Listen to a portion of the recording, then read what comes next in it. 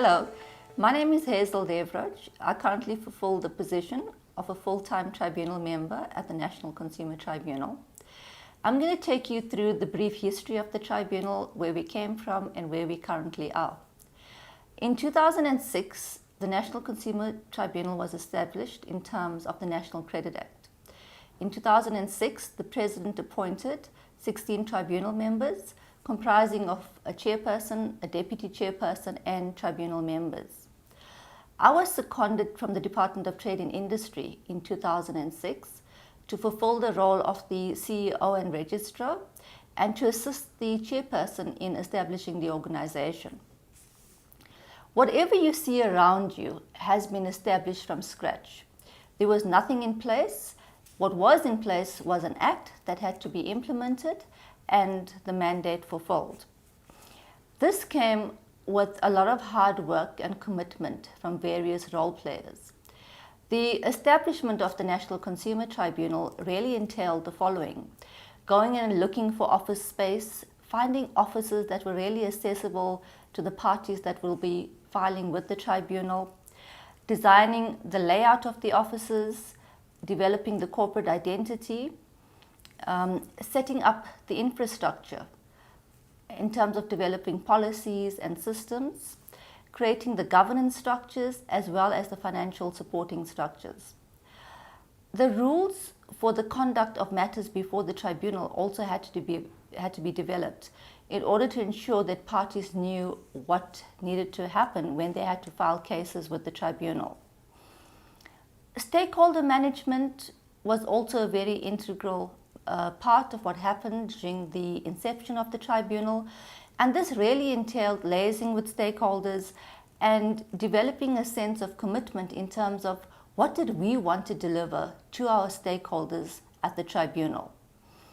This then brought us to a stage where we engaged with stakeholders in order to develop the service charter.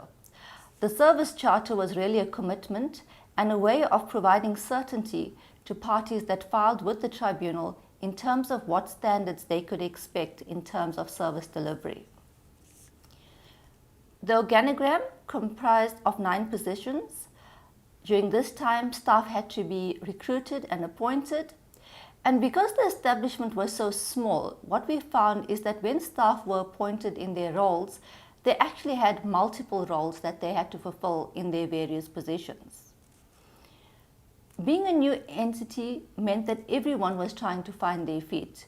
It was a new area of law, but at the same time, one had to ensure that the entity always maintained very high standards. The tribunal received its first cases in August of 2007, and that is when the rules of the tribunal were promulgated.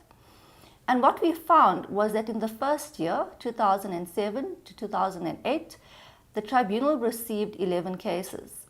In 2008 to 2009, we received 26 cases. 2009-2010, we received 488 cases. 10 years later, the tribunal received 35,533 cases. I mean, wow, that just shows you how the tribunal has grown and expanded in a period of 10 years. With the expansion of the caseload, the organogram also extended, and we found that new staff members had to be appointed.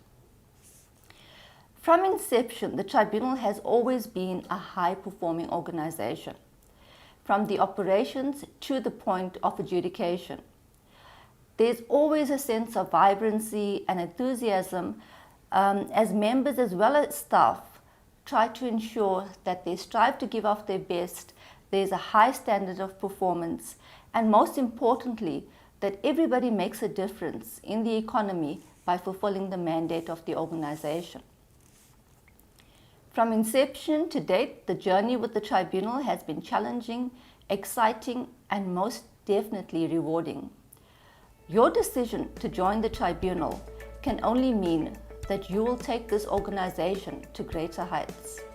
So I wish you all the best in your new position and really welcome you to the tribunal.